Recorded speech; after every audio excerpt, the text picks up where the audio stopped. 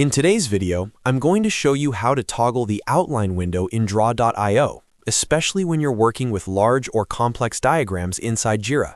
The outline window is an incredibly useful feature that many users overlook, and once you start using it, navigating big diagrams becomes much faster and easier. If you're working with flowcharts, architecture diagrams, or process maps, this tip will save you a lot of time. And before we jump in, if you find this video helpful, make sure to hit the like button and subscribe to the channel for more quick and practical software tutorials. All right, let's get started. First, open Jira in your browser and navigate to the project where you're using Draw.io diagrams.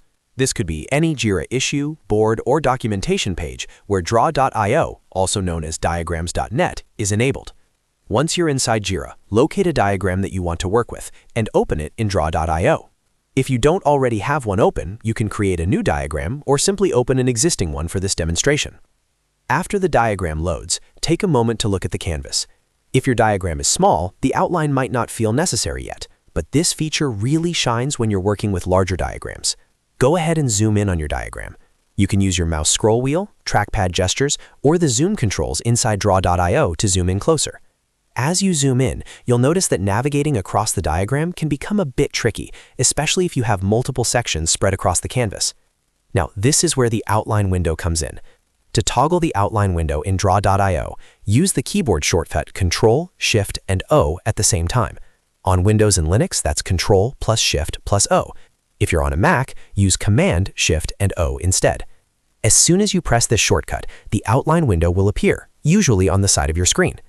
The outline window gives you a miniature overview of your entire diagram. You'll see a small preview with a highlighted rectangle showing the area you're currently viewing.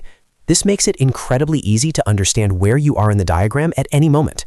You can click and drag inside the outline window to quickly move to different sections of your diagram without scrolling endlessly. Try using the outline to jump between different parts of your diagram.